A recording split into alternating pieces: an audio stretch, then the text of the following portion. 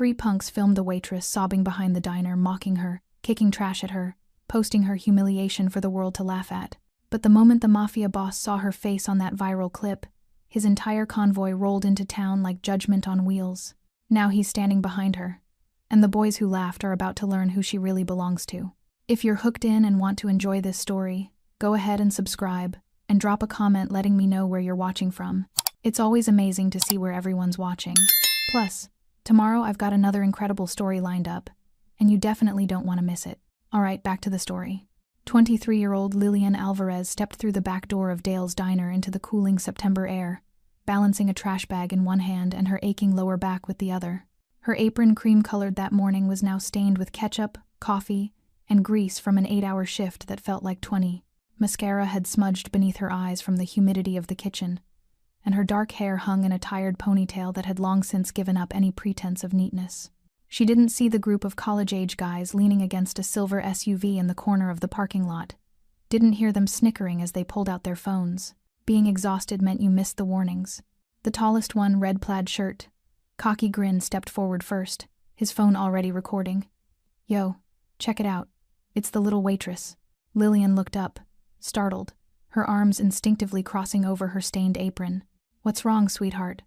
Rough day at work?" Another one chimed in. This one in a blue hoodie, his voice dripping with mock sympathy. She tried to smile, tried to diffuse it. "I'm just taking out the trash.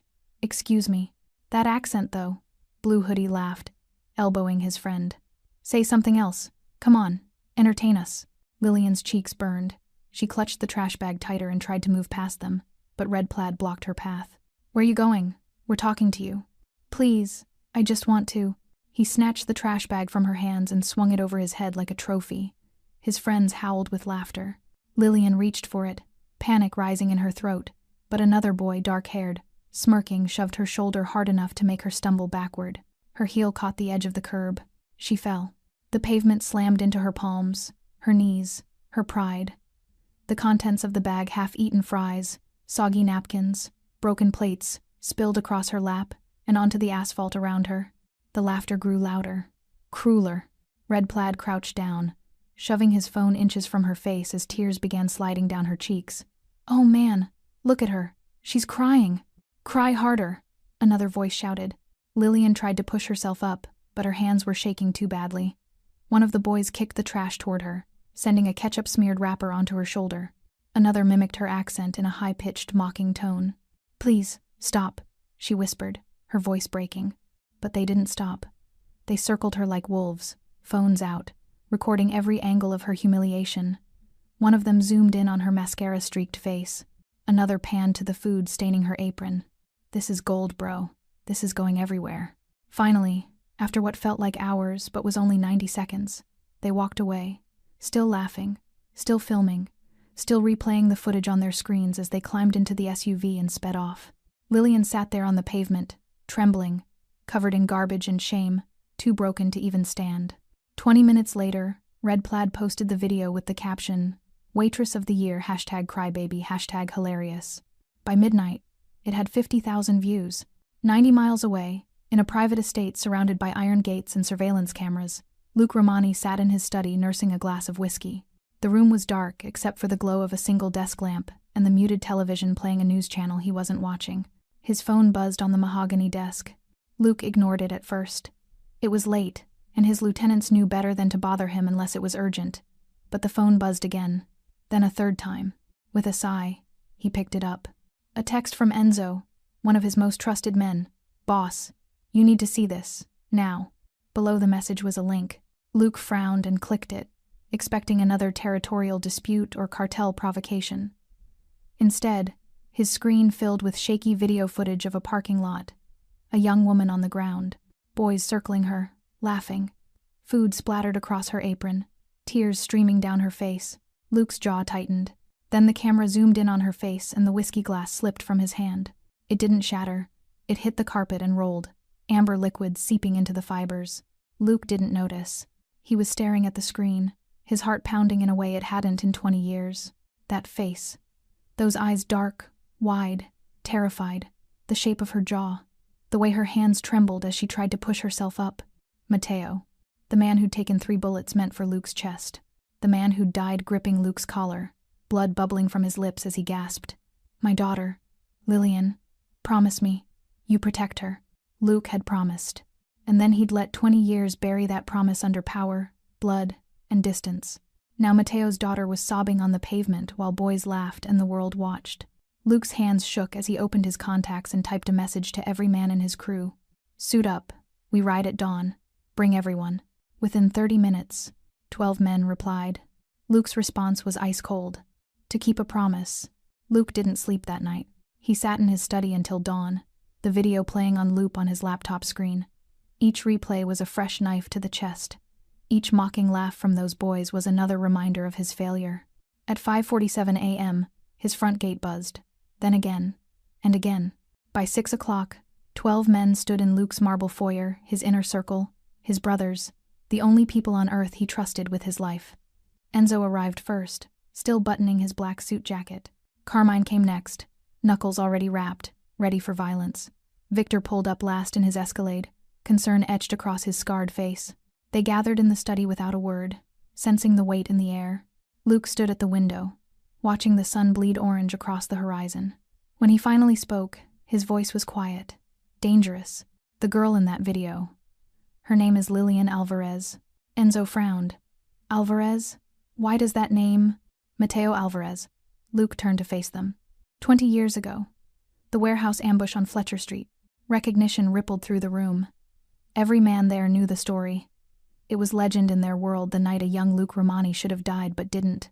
Mateo was the one who saved you, Victor said slowly. Luke nodded, his jaw tight. Took 3 bullets meant for my chest. Died in my arms on that warehouse floor, while I screamed for a medic who never came fast enough. The room went silent. Carmine's fists clenched. That's his daughter? 23 years old. Working herself to exhaustion at some nowhere diner while college boys treat her like garbage for internet clout. Luke's voice cracked just slightly, but enough for his men to hear the guilt bleeding through. And I let it happen. Boss, you didn't know. I promised him. Luke slammed his fist on the desk, rattling the whiskey decanter. His last words, his dying breath. He grabbed my collar, blood pouring from his mouth, and made me swear I'd protect his family. I looked him in the eyes and promised. And then I walked away. Enzo stepped forward carefully. You sent money. For years, you... Anonymous envelopes aren't protection, Enzo. Christmas cards with no return address aren't keeping a promise.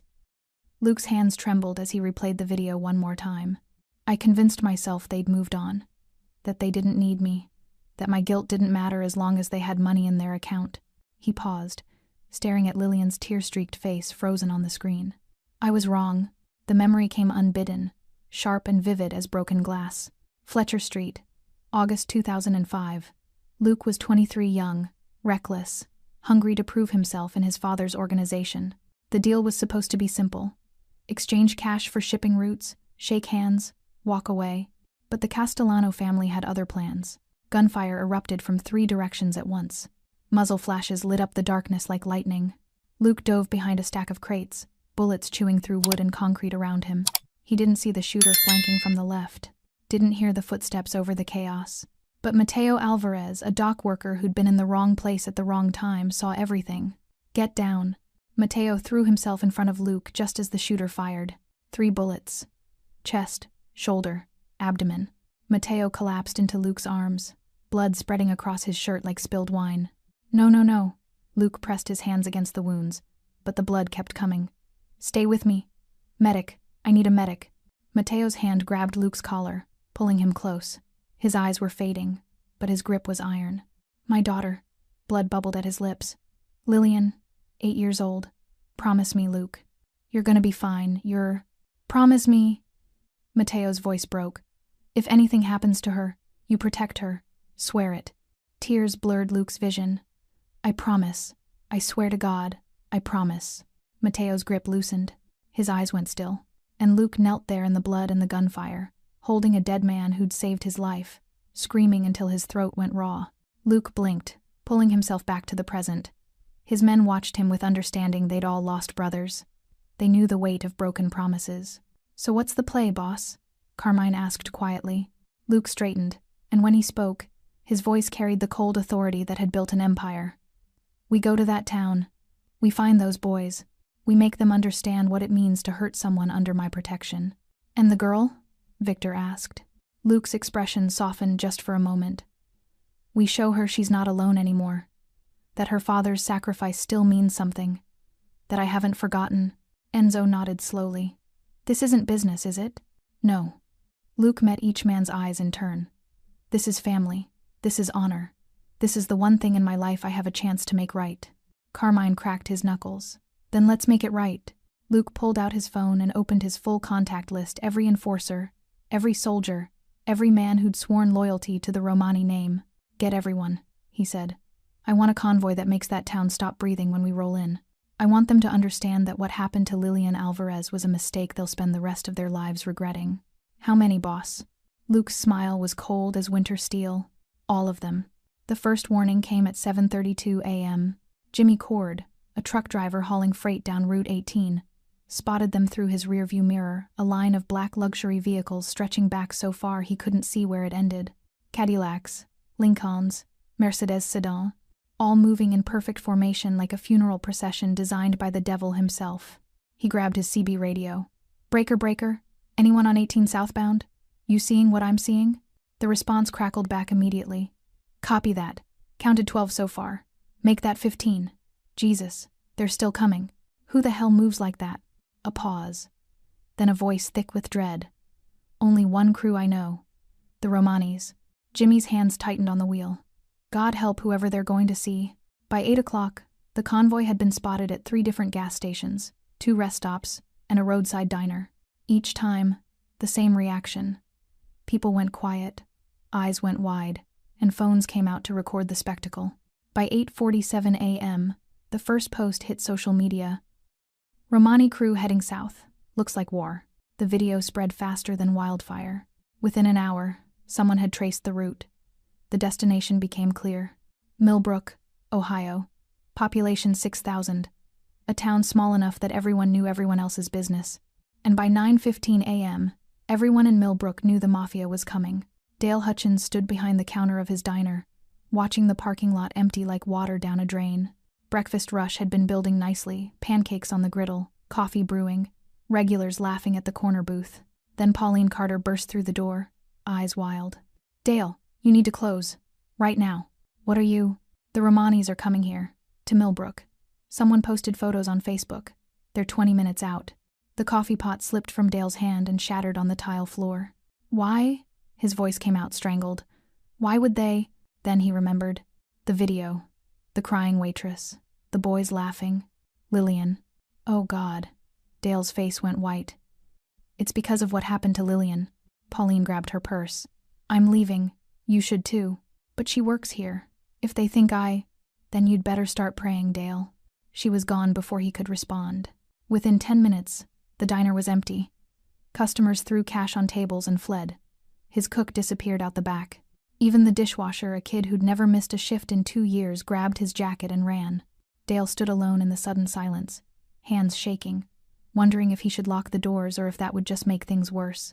He'd seen the video, of course. Everyone had. He'd been in the kitchen when it happened, heard the commotion outside, but told himself it wasn't his business. Boys will be boys. Lillian was tough. She'd be fine. Now those choices felt like a noose tightening around his neck. 3 blocks away, red plaid shirt whose real name was Brandon Mitchell, woke to 17 missed calls and 43 text messages. His phone wouldn't stop buzzing. "Dude, delete the video, now. My dad says the mob is coming. Brandon, what the hell did you do? They're going to kill us." Brandon sat up, heart hammering. He opened Facebook and felt his stomach drop through the floor. His video of Lillian had 127,000 views now, but that wasn't the problem. The problem was the new video being shared underneath it, black cars rolling down Route 18, a convoy that looked like something from a movie, and the caption, "Romani crew confirmed heading to Millbrook. Someone's about to learn a very hard lesson." The comments were even worse. "They're coming for those boys who hurt that waitress. I hope they make them suffer. That girl's connected to the mob? Those idiots are dead." Brandon's hands shook so badly he could barely type. He called Austin Blue Hoodie, who answered on the first ring, voice panicked. "Did you see? Did you see?" "Delete everything," Brandon gasped. "The video, the posts, All of it. It's too late. People already downloaded it. My mom is losing it. She's talking about sending me to my uncle's in Michigan. What do we do? I don't know. Austin's voice cracked. Maybe we apologize. Maybe we apologize to the MOB? The line went dead. Brandon tried calling his other friends. Half didn't answer. The ones who did were either crying or yelling or already fleeing town with their families. He looked at the video one more time, Lillian's tear-streaked face, the laughter, the mocking, and felt ice flood his veins. What had they done? At the Mitchell household, Brandon's father paced the living room like a caged animal, phone pressed to his ear. I don't care what it costs.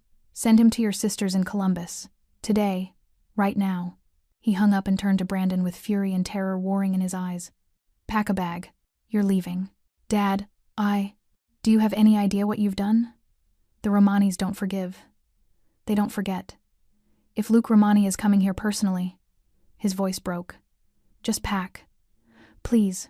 Down the street, Austin's mother was having the same conversation. So was the mother of the dark-haired boy who'd shoved Lillian.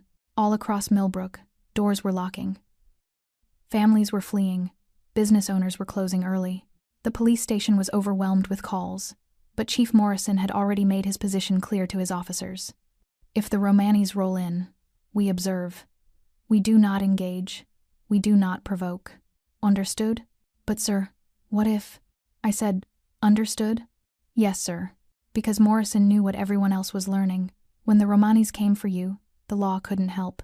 Nobody could. In her small apartment above the laundromat, Lillian sat on her bed, staring at her phone. The video had exploded overnight. The comments were brutal. Her name was everywhere. People from high school were messaging her some kind, most cruel. Her mother knocked softly. Mija, maybe you should stay home today. Don't go to work. I need the money, Mama. Lillian. I can't let them win. But her hands were shaking as she tied her hair back. Her reflection in the mirror showed the same tear-stained face from the video, and shame burned through her chest. She had no idea that 90 miles away, 12 black cars were crossing into Millbrook's town limits. She had no idea her entire life was about to change. The convoy entered Millbrook at 10:43 a.m.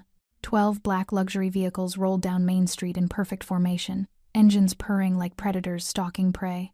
The lead car, a Cadillac Escalade with tinted windows dark as midnight, moved with the kind of precision that comes from men who've driven into war zones and come out alive.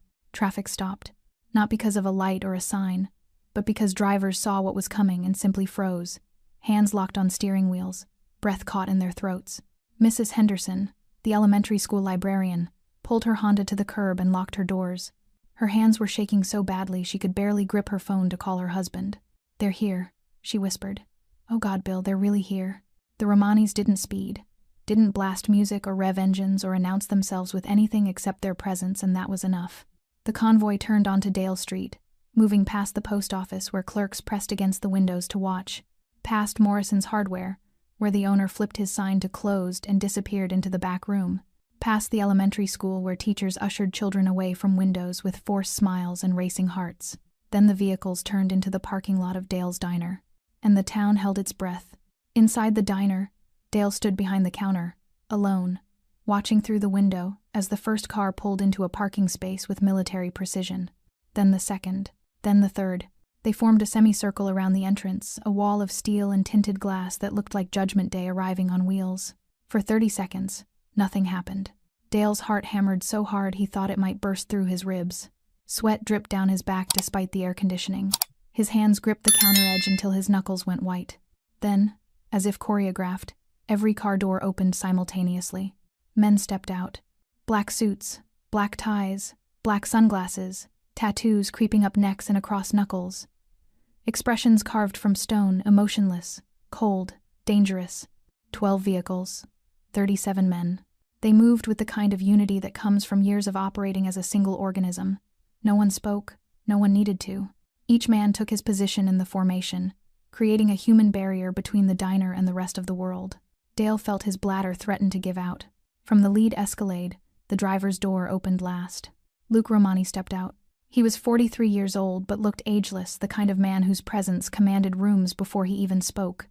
His suit was immaculate, tailored perfectly to his frame. His dark hair was streaked with gray at the temples. His jaw was set like granite. but it was his eyes that made Dale's blood run cold.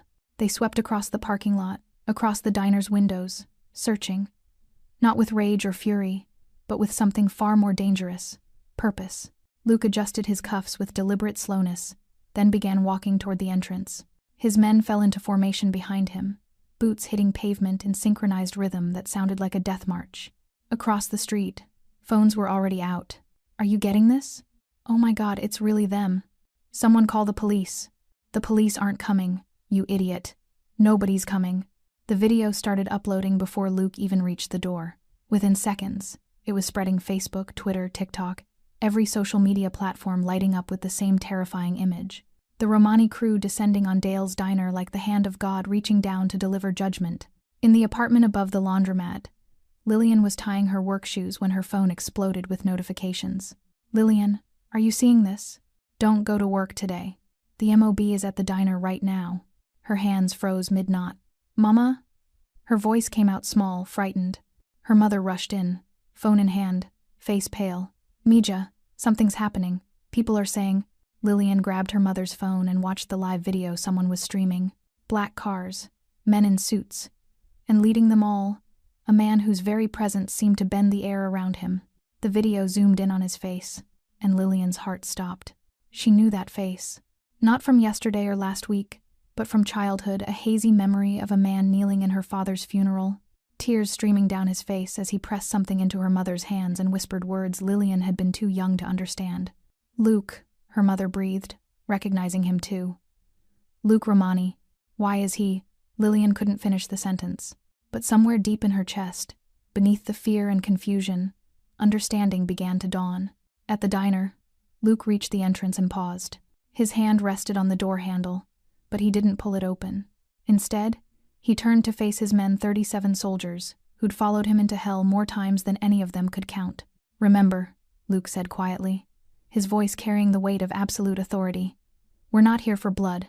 We're here for justice. We're here to make sure Mateo Alvarez's daughter understands she is not alone in this world."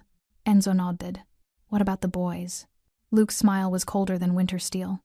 "They'll answer for what they did, but on Lillian's terms, not ours.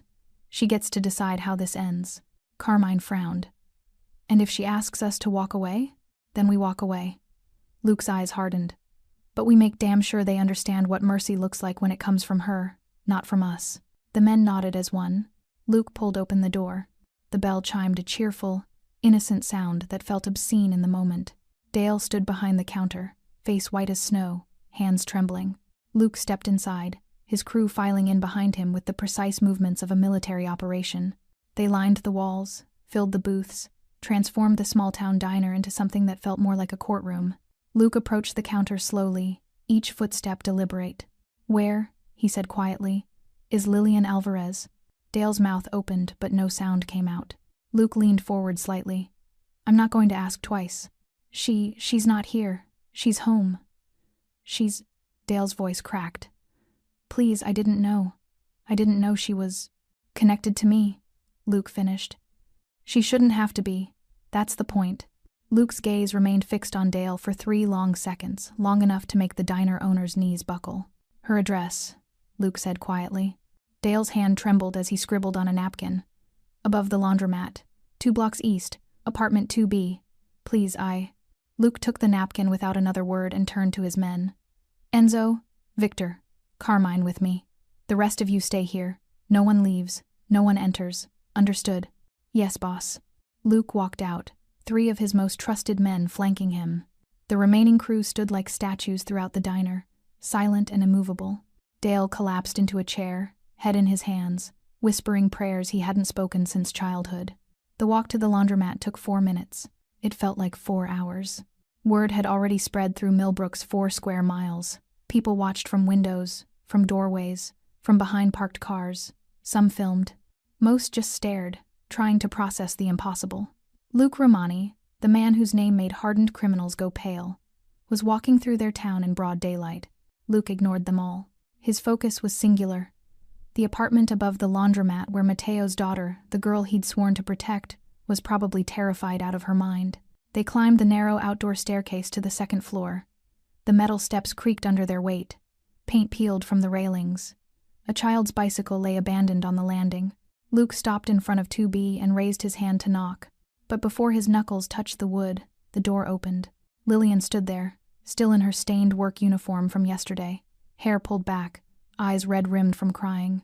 Her mother hovered behind her, protective and terrified. For a moment, nobody spoke. Luke stared at her, really looked at her, and saw Mateo in every line of her face. The same determined jaw. The same dark eyes that held more strength than their owners realized.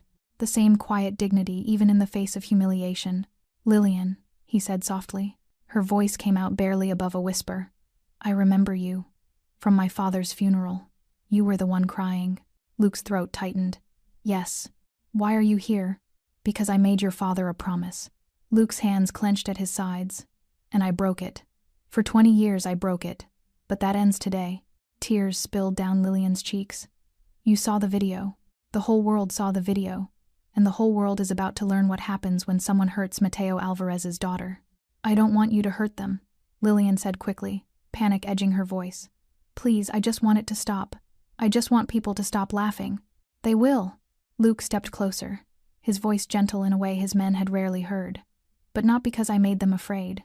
Because you're going to show them who you are. And I'm going to make sure they listen." Lillian's mother spoke up, voice trembling.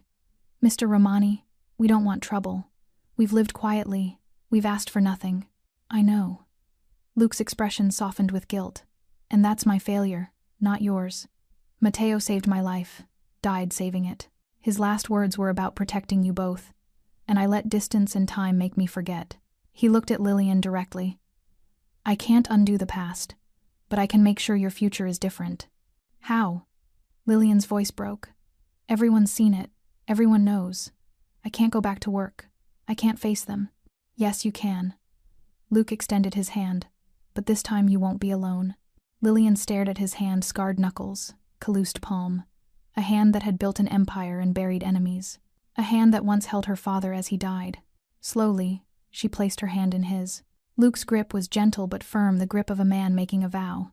"Come with me," he said. "There are people who need to see you standing." They walked back to the diner together. Luke Romani in his immaculate black suit, leading Lillian Alvarez in her stained work uniform, flanked by 3 Mafia soldiers who moved like shadows. Her mother followed behind, clutching her daughter's arm, terrified but unwilling to let her go alone. Main Street had become a gallery of onlookers. Shop owners peered through windows. Neighbors stood on porches. Children pressed their faces against car windows. Phones recorded every step. But this time, the narrative was different. This time, Lillian wasn't stumbling, wasn't falling, wasn't alone. This time, she walked with her head high because Luke Romani, a man the world feared, walked beside her like a shield made flesh. When they reached the diner, Luke opened the door for her. The bell chimed. Every member of his crew stood as she entered, a gesture of respect that made Dale's jaw drop. Lillian froze in the doorway, overwhelmed. "These men," Luke said quietly, "are my family, and as of today, you're under their protection. Anyone who hurts you, disrespects you, or makes you feel less than the remarkable woman your father raised, they answer to all of us." Carmine nodded. "We got you, miss." Enzo smiled gently. "Your father was a hero. His daughter deserves to be treated like royalty." Victor simply placed his hand over his heart, a soldier's salute. Lillian's tears came freely now, but they weren't tears of shame anymore. Luke guided her to a booth and sat across from her, his presence somehow both intimidating and comforting. "Now," he said, his voice taking on an edge of cold steel, "tell me who those boys are, because it's time they learned that some people in this world are protected. And you, Lillian Alvarez, are one of them." Outside, sirens wailed in the distance, not approaching, just announcing their presence. The police wouldn't intervene. They knew better. Inside the diner, Lillian took a shaky breath and began to speak. And for the first time since the video went viral, she felt something she hadn't felt in days. Safe. Luke listened as Lillian spoke, her voice trembling at first but growing steadier with each word. She told him about the boys, their names, their faces, the cruelty in their laughter. She told him how they'd circled her like wolves, how they'd kicked the trash at her, how one had zoomed in on her tears for maximum humiliation. When she finished, Luke's jaw was so tight it could have cracked stone. "Brandon Mitchell," he repeated. "Austin Hayes. Dylan Cortez." Lillian nodded, wiping her eyes. Luke pulled out his phone and handed it to Enzo. Find them. All three. I want them here in 30 minutes. And if they ran? Luke's smile was devoid of warmth. Then find their parents, their siblings, their friends. Someone will tell us where they are. Make it clear that hiding will only make this worse. Enzo disappeared outside with half the crew, engines roaring to life moments later. Luke turned back to Lillian, his expression softening. What happens next is your choice. I won't hurt them unless you ask me to. But they will face you. They will answer for what they did. That much isn't negotiable. I don't want violence, Lillian whispered. I just want them to understand, to feel what they made me feel. They will. Luke's voice carried absolute certainty. I promise you that. 22 minutes later, 3 cars pulled up outside the diner. Brandon Mitchell stumbled out first, looking like he'd aged 5 years overnight. His face was pale, his red plaid shirt wrinkled, his hands shaking so badly he could barely walk. Austin Hayes came next, blue hoodie soaked with nervous sweat, eyes darting everywhere like a cornered animal. Dylan Cortez, dark hair, cocky smirk, now completely gone, looked like he might vomit on his own shoes. Behind them came their parents, dragged from their homes by stone-faced men in black suits. Mrs. Mitchell was crying. Mr. Hayes kept trying to speak, but no words came out. The Cortez family looked like they were attending their own funeral. Enzo marched the boys inside while their parents were held outside, close enough to hear, far enough to not interfere. The diner went silent. Brandon's eyes found Lillian sitting in the booth, and his knees nearly gave out. Austin made a small, strangled sound. Dylan just stared at the floor, unable to meet her gaze. Luke stood slowly, buttoning his suit jacket with deliberate precision. He didn't raise his voice. Didn't need to. Gentlemen, he said quietly, I believe you know Miss Alvarez. Brandon's mouth opened, but nothing came out. Let me clarify the situation, Luke continued, circling them like a shark. This woman, the one you humiliated, assaulted, and filmed for entertainment, is the daughter of the man who saved my life. The man who took bullets meant for my chest. The man who died in my arms after making me promise to protect his family. The color drained from Austin's face. So when you shoved her to the ground, Luke's voice dropped to a razor's edge. When you kicked trash at her, when you filmed her crying and posted it for the world to mock, you didn't just hurt a waitress. You attacked someone under my protection. Dylan actually whimpered. Luke stopped directly in front of Brandon. Look at her. Brandon's head stayed down. I said, look at her.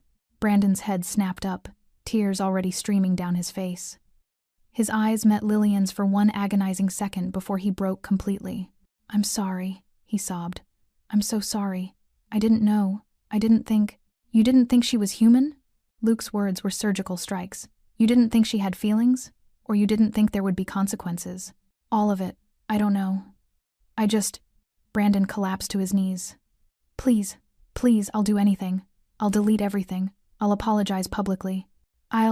You'll do all of that, Luke interrupted coldly. But first, you'll hear from her. He gestured to Lillian. Every eye in the diner turned to her. She stood slowly, her mother's hand giving her strength from behind. She approached Brandon, the boy who'd laughed loudest, who'd held the camera closest to her face, who'd called her crying gold. Brandon stayed on his knees, shaking, terrified. Lillian looked down at him and spoke, her voice quiet but carrying the weight of every humiliation she'd endured. You didn't have to know me, she said. You didn't have to know my father or who protects me. You just had to be decent. The simplicity of her words hit harder than any fist could have. Brandon crumbled, face in his hands, shoulders heaving with sobs. Austin and Dylan stood frozen, tears running silently down their faces. You filmed my pain because you thought it was funny, Lillian continued, her voice growing stronger.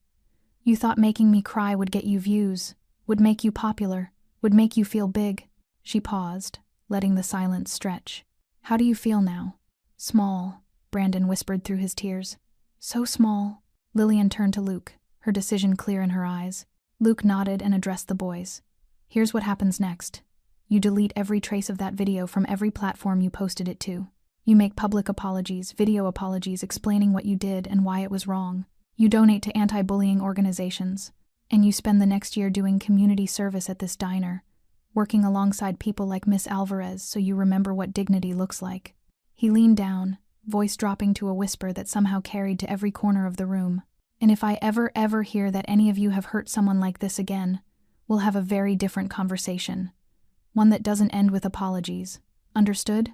Yes, sir. All 3 boys stammered in unison. Now apologize to her properly. One by one, they did broken, genuine apologies through tears and shame. And when they finished, Luke turned to the windows where the entire town was watching. "Let this be clear to everyone," he announced. "Cruelty has consequences, and some people in this world are protected whether you know it or not." Outside, the message was received. The boys were still on their knees, tears and snot running down their faces, when movement came from behind the counter. Dale Hutchins stepped forward. His face was ashen, his hands trembling so badly he had to clasp them together to keep them steady. Every eye in the diner turned to him. Luke's crew, Lillian, the sobbing boys, the parents pressed against the windows outside. "Mr. Romani," Dale's voice cracked. I need to say something." Luke's gaze shifted to him, cold and assessing. "Then speak." Dale swallowed hard and turned to Lillian. "I was here that night, in the kitchen. I heard the commotion outside. I heard them laughing. I heard you." His voice broke. "I heard you crying." Lillian's eyes widened. "You were inside?" "Yes." The word came out like a confession at judgment. "I looked out the window, saw what they were doing, saw them circling you, filming you, kicking the trash at you." The room went deathly silent. "And I did nothing," Dale continued, tears now streaming down his weathered face. "I told myself it wasn't my business, that you were tough, that boys will be boys and it would blow over. I went back to counting the register and pretended I didn't see." Lillian took a step back, the betrayal hitting her like a physical blow. "You watched them hurt me and you just went back to work?" "Yes." Dale's shoulders shook. "God help me, yes. And then I went home that night, and I slept in my bed, while you probably didn't sleep at all. I came in the next morning and asked you to work a double like nothing had happened." Luke's expression darkened. Carmine shifted forward, fists clenching. Victor's hand moved toward his jacket, but Luke raised one hand, a silent command to wait. "Why?" Lillian's voice was barely a whisper. "Why didn't you help me?" "Because I'm a coward." Dale's knees buckled and he caught himself against the counter. "Because I've spent 30 years running this diner by keeping my head down and not getting involved. Because I've convinced myself that being neutral is the same as being good." He looked at her with devastation in his eyes. "But watching someone get hurt and doing nothing isn't neutral. It's choosing the side of the people doing the hurting." The truth of his words hung in the air like smoke. Luke spoke, his voice quiet but lethal. "You employed her. She worked under your roof. That makes her your responsibility." "I know. And you failed her." "I know." Dale's voice cracked completely. "I failed her. I failed everything my parents taught me when they built this place. They always said a diner is a community, a place where people take care of each other. And I turned it into a place where a young woman could be terrorized while I counted nickels in the back." He turned to address the entire room, the crew, the boys, the faces pressed against the windows. "For anyone watching, anyone listening, I'm Dale Hutchins, owner of this diner for 32 years. And I want it on record that I witnessed Lillian Alvarez being assaulted and humiliated in my parking lot, and I chose not to intervene. I chose cowardice over courage, comfort over conscience." His voice grew stronger, fueled by shame and determination. "That ends today." He pulled out his phone with shaking hands and started typing. "I'm posting this confession publicly. I'm putting it everywhere, Facebook, the town website, anywhere people can see it. And I'm making changes." He looked at Lillian, then at Luke. "Effective immediately. I'm implementing staff protection protocols. Security cameras in the parking lot, panic buttons behind the counter, zero-tolerance harassment policies posted on every wall. Any employee who feels unsafe gets an escort to their car. Anyone who threatens them gets banned for life and reported to the police." Luke's expression remained unreadable. "Continue. I'm partnering with the community center to host anti-harassment training, free, open to everyone. Monthly workshops on bystander intervention teaching people that silence isn't neutrality, it's complicity." Dale turned back to Lillian, his voice breaking. "And Lillian, if you'll accept it, you have free meals here for life. Not as payment, there's no paying back what I did to you, but as a reminder. Every time I see you walk through that door, I'll remember the day I failed you, and the promise I made to never fail anyone like that again." Tears rolled down his cheeks unchecked. "I can't undo what happened. Can't take back the fact that I heard you crying and chose the register over your dignity. But I can make damn sure it never happens again. Not here. Not on my watch. Not to you or anyone else." The diner was silent except for Dale's ragged breathing. Lillian stared at him, this man who'd employed her for 3 years, who'd given her extra shifts when money was tight, who'd also abandoned her when she needed him most. Finally, she spoke. "You're right. You can't undo it." Her voice was steady despite the tears on her face. "But you can do better, starting now." Dale nodded, unable to speak. Luke stepped forward, his presence commanding absolute attention. He looked at Dale for a long moment, then gave a single, sharp nod, a gesture that carried the weight of both judgment and grudging approval. "Words are easy, Mr. Hutchins. Action is what matters. You've made promises. I'll be watching to make sure you keep them." "Yes, sir." Luke turned to his crew. "Enzo, make sure every word he just said gets documented. I want copies sent to every business owner in this town. If one person learns something from this, it's worth it." "On it, boss." Luke then addressed everyone watching through the windows, his voice carrying into the street. "Let this be the second lesson today. Staying silent doesn't keep you safe. It makes you guilty." Outside, the crowd shifted uncomfortably. Inside, Lillian felt something shift in her chest, not quite forgiveness, but perhaps the beginning of understanding that accountability could be the first step toward change. The sun had begun its descent toward the horizon when Luke finally walked Lillian home.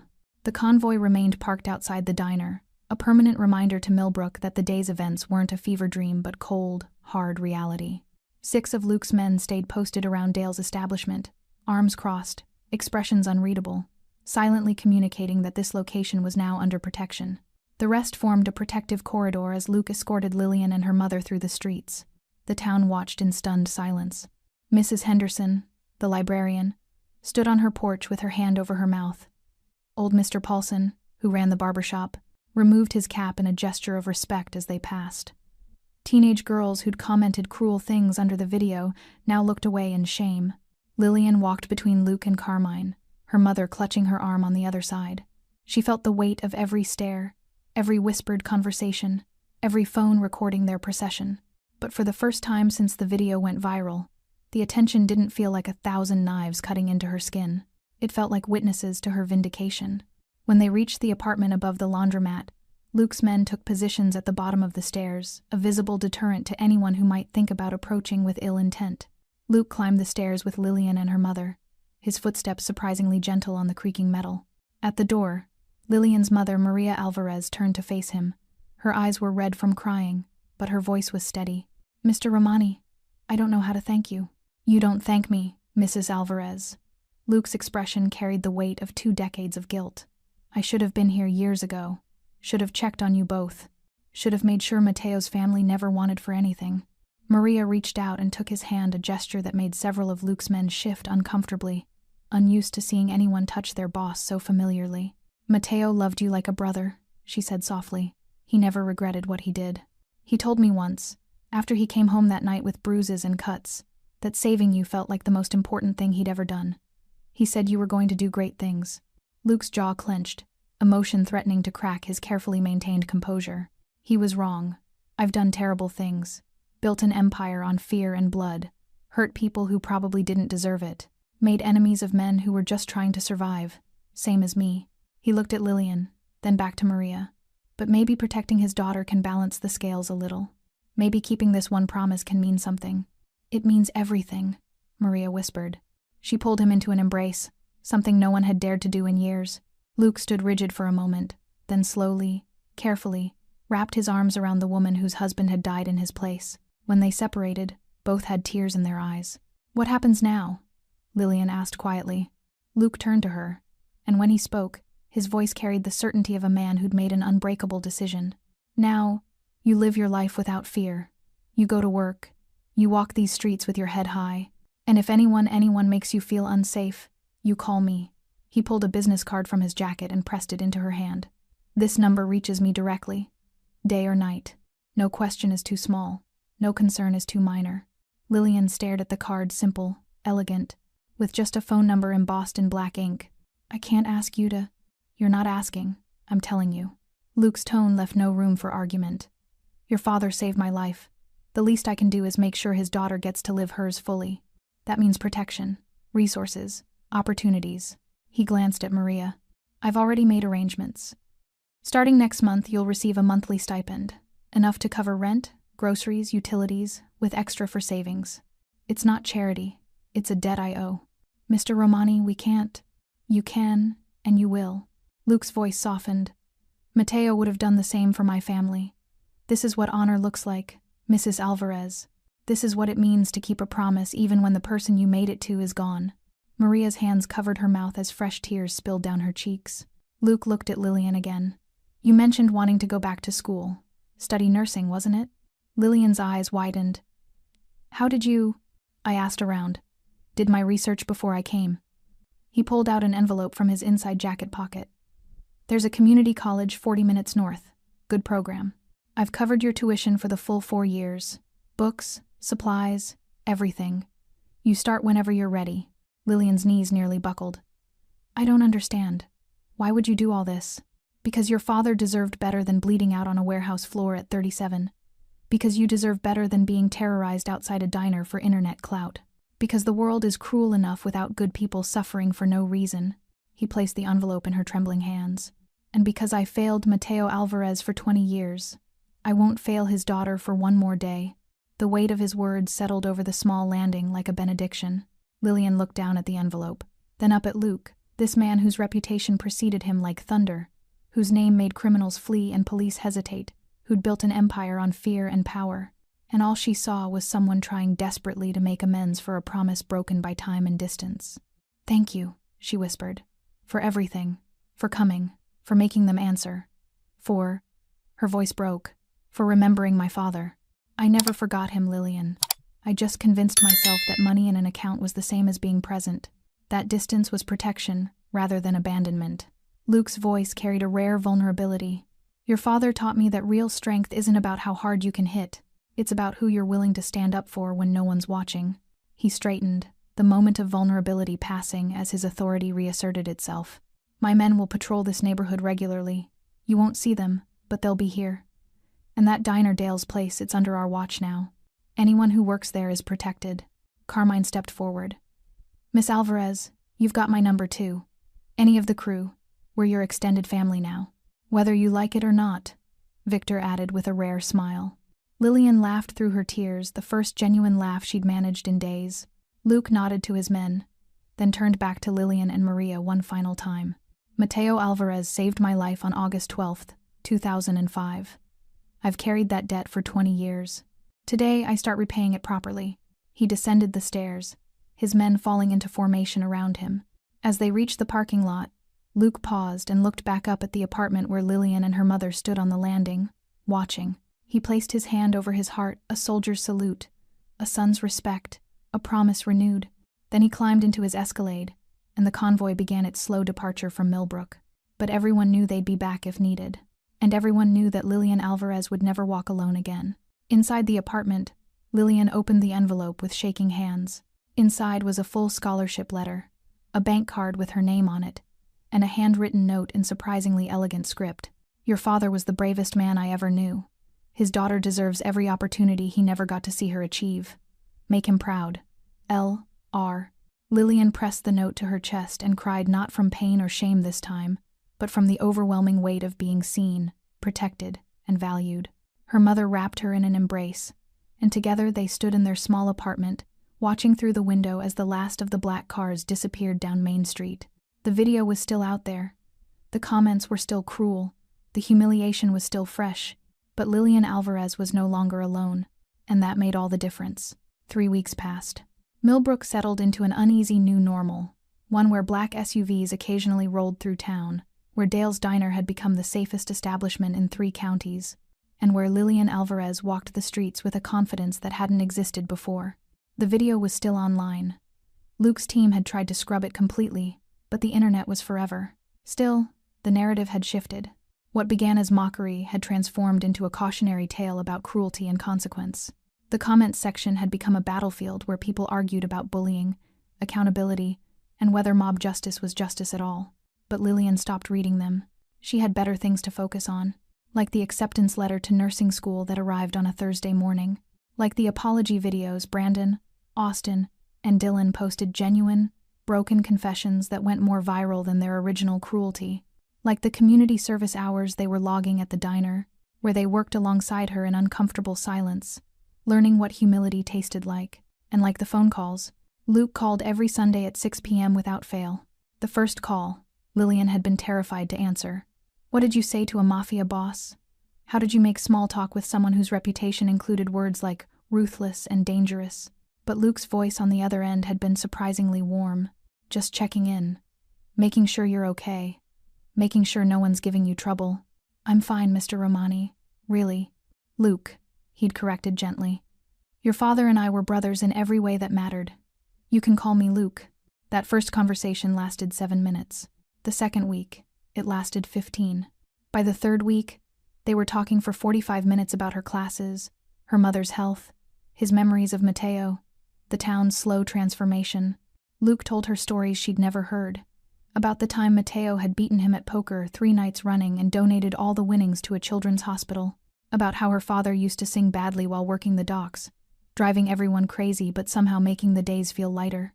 About the night of the ambush, details Lillian had never known, and how her father's last words weren't about fear or regret but about love for his family. He was proud of you, Luke said during their 4th call. Used to carry your school photos in his wallet, showed them to everyone. My daughter, he'd say. She's going to do something amazing. Lillian had cried hearing that. Luke's voice had grown rough with emotion. He was right. You are amazing.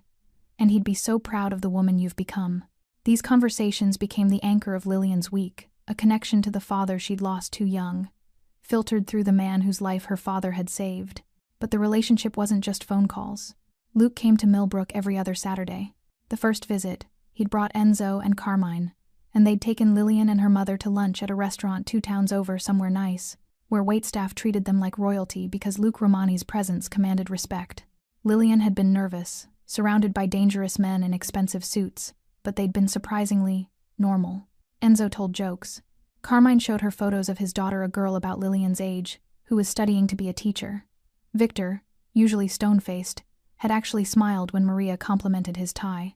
You're not what I expected, Lillian admitted halfway through the meal. Luke raised an eyebrow. What did you expect? I don't know. More. Threatening? We can be threatening, Carmine said with a grin. But not to family. Is that what we are? Lillian asked quietly. Family? Luke's expression grew serious. Your father was my brother. That makes you my niece in every way that matters. Blood doesn't make family. Loyalty does. Sacrifice does. And Matteo gave everything for me. He reached across the table and squeezed her hand briefly, a gesture that felt both protective and promising. So yes, you're family. And family looks out for each other. The second visit, Luke came alone. He helped Maria fix a leaking faucet in their apartment, his expensive suit jacket draped over a chair, sleeves rolled up, looking almost domestic as he worked under the sink. You know plumbing? Lillian had asked, surprised. I know a lot of things people don't expect, Luke grunted as he tightened a pipe. My father believed in practical skills, said a man who can't fix his own problems will always be at someone else's mercy. Your father sounds wise. He was. Also terrifying. Luke emerged from under the sink, wiping his hands on a rag. But he taught me that power without purpose is just violence. That strength should protect, not destroy. He'd looked at her directly. That's what I'm trying to do now. Use what I've built for something that matters. Later that afternoon, Luke had asked to see photos of Matteo. Maria brought out old albums, pictures of a younger, vibrant man with Lillian's eyes and smile. Matteo at the docks. Matteo holding baby Lillian. Matteo and Maria on their wedding day. Luke had gone very quiet, carefully studying each image. He looks happy here, he said, pointing to a photo of Matteo grilling in their tiny backyard, laughing at something off camera. He was, Maria confirmed. Even when money was tight, even when work was hard, he found joy. He said life was too short to spend it miserable. He was right about that too. Luke closed the album gently, reverently. I've spent 20 years building an empire and I'm not sure I've been happy a single day. But these past few weeks, making sure you two are okay, keeping my promise that's felt right. You're a good man, Luke, Maria said softly. I'm a man trying to be better. He stood, preparing to leave. There's a difference. But before he left, he'd pulled Lillian aside. I want you to understand something. This protection, this support, it's not transactional. You don't owe me anything. Not loyalty, not silence, not gratitude beyond what you'd give any friend. But what I do for you, I do because it's right. Because your father deserves to have his daughter thrive. You're free to live your life however you choose. Go to school, build a career, Fall in love, leave this town, whatever you want. His expression grew fierce. But know that wherever you go, whatever you do, you've got a family watching your back. You've got resources if you need them. And you've got a phone number that will always be answered. Lillian had hugged him then impulsively, without thinking. Luke had frozen, surprised, then carefully returned the embrace. "Thank you," she whispered, "for being who my father believed you were." When Luke left that day, Carmine was waiting by the car with a knowing smile. "You're getting soft, boss." "Maybe." Luke climbed into the Escalade. "Or maybe I'm finally getting it right." As they drove away, Lillian watched from the window, feeling something she hadn't felt since her father died. Protected, valued, part of something larger than herself. The video might still exist. The humiliation might still sting. But Lillian Alvarez was no longer defined by her worst moment. She was defined by who stood beside her when it mattered. And that made all the difference in the world. 6 months later, spring arrived in Millbrook with dogwood blossoms and warm breezes that carried the promise of new beginnings. Lillian stood in front of her bathroom mirror, adjusting the crisp white collar of her nursing student uniform. Her clinical rotation started in an hour, and nervous energy hummed through her veins. "You look professional," her mother said from the doorway, pride shining in her eyes. "I look terrified." "You look like your father, determined and brave." Lillian smiled at her reflection. The girl who'd fallen crying in a parking lot 6 months ago felt like a different person. She'd cut her hair shorter, carried herself taller, learned that strength didn't mean never falling, it meant getting back up with people who refused to let you stay down. Her phone buzzed. "Luke. First day. You've got this. Make Mateo proud." She typed back quickly. "I'll try. Thank you for everything." "Luke. No thanks necessary. That's what family does." Lillian pocketed her phone and grabbed her bag.